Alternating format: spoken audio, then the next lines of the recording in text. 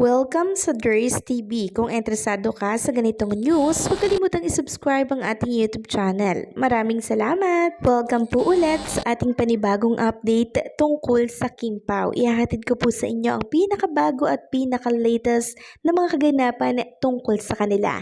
Kaya naman kung hindi ka pa subscriber ng ating channel, pindutin nyo na ang notification bell para lagi kayong updated sa mga balitang trending at napapanahon. So ayun, welcome back again sa ating YouTube channel mga Kimpaw. And ngayon sa topic natin ito, pag-uusapan natin ay tungkol po syempre sa mga importante kaganapan kina Kim and Paula Avellino.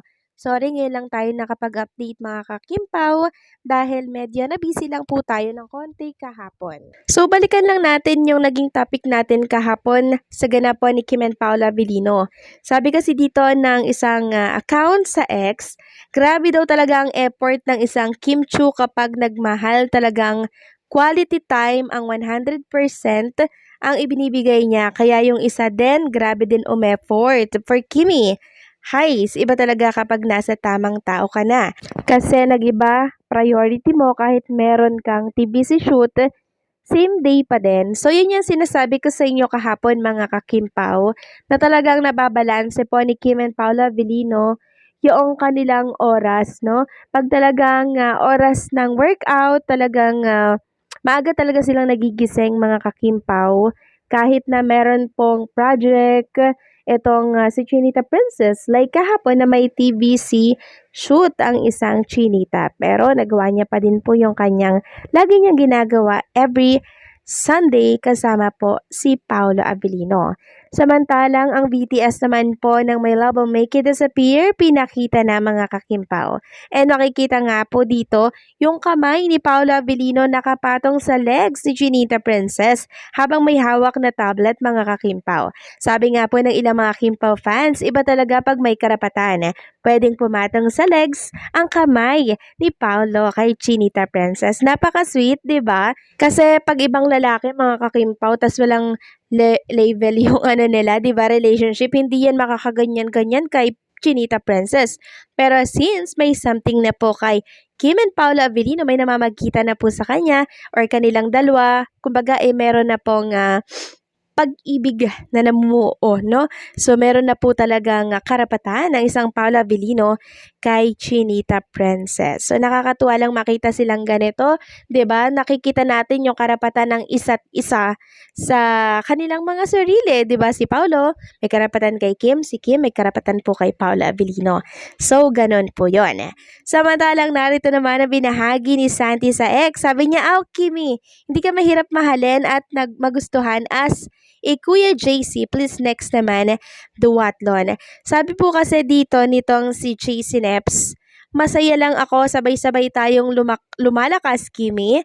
And at the same time, we're having fun during our run. Sabi nga sa Strava, kudos, Chinita Princess. So, nakakatuwa lang kasi talagang ang dami pong nakakagusto kay Chinita Princess dahil sa kanyang attitude mga kakimpaw. Napakabait niya, hindi siya mahirap pakisamahan. Kaya yung mga tao nakakasalamuha niya po, kahit kakakilala lamang kay Chinita Princess, talagang nagugustuhan nila si Kim Chu dahil sa vibes ni Chinita, makulit, mabait, marunong makisama, very down to earth. Wala na akong masabi kay Chinita Princess mga kakimpaw.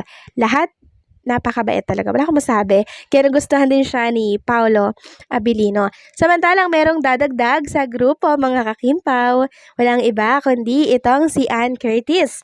Gusto din po niyang sumali or sumama sa grupo po ni Kim and Paolo Avellino para po dito sa pag-exercise and sa pag-gym or sa jogging. Sabi po ni Ann Curtis, sama me when I'm done with my filming. So ayan, medyo busy pa lamang po ngayon si Ann Curtis, kaya hindi daw siya makakasama. Pero once natapos na, isa po siya sa dadagdag sa grupo ni Kim and Paula Avellino. So talagang ang daming na-attract sa grupo po ni Kim and Paolo Avellino. No, ang daming gustong sumama po for Kim and Paolo dahil mukhang masaya yung grupo nila eh.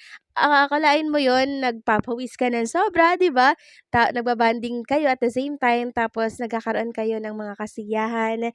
So, parang hindi mo nararamdaman yung pagod, yung pawis, 'di ba? Grabe, kaya ang dami pong mga artista na gustong sumali talaga sa grupo ni Kim and Paolo Avellino. Samantalang pag-usapan natin itong nangyari po kahapon mga kakimpaw na kung saan ipinag-uusapan ngayon sa mundo po ng social media. Paano ba naman kasi mga kakimpaw habang nagja-jogging po si Chinita Princess ay meron pong sumalpok sa kanyang kuya or mama po mga kakimpaw dahilan para po mag-alala, mainis, magalit ang ilang Kimpaw fans dahil ang nakilaki nga po naman ng daan bakit doon pa sa tinatakbuhang way ni Chinita Princess. Sabi nga nila, intention ba ang ginawang pagbunggo ni kuya? Sabi nga dito ng Kimpaw fan page, binangga intentionally or accidentally. Pasalamat ka kuya, hindi nakita ni Paolo kundi lagot ka. Pero sana ASAP Sunday ka na lang muna, Kimi, please. Wag na muna yung Sunday morning run. So marami po ang nag-aalala kay Chinita Princess kasi syempre baka maulit na naman 'yon, 'di ba? Baka talagang intention, 'di ba?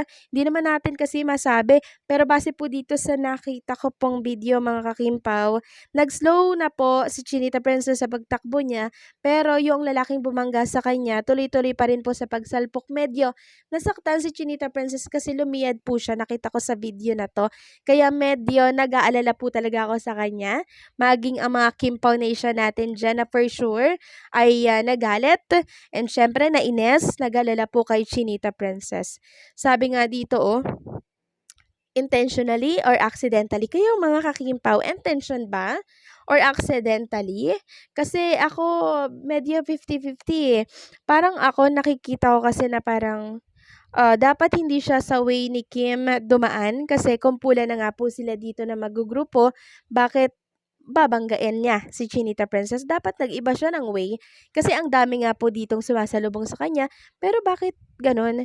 'Di ba? Bakit may nang bangga pa po kay Chinita Princess? So ang nakakaloka dito mga kakimpaw, baka merong gumawa nito, 'di ba? Tapos parang alam niyo yun, may dalang matulis na bagay, tapos alam niyo yun, basta natatakot ako per Chinita Princess, kaya agree ako na sana wag na muna siya sumama dito, mag-ASAP na lang sana siya, no? Or kaya mag-iba sila ng way ng takbuhan nila kasi parang nakakatunog na ata yung may mga masasama pong, alam niyo yun, mga masamang balak for Chinita Princess, dapat yung sila lang talaga. Tas very private sana yung tatakbuhan nila for safety reason na din ni Chinita Princess kasi sobrang sikat ni Kim Chu.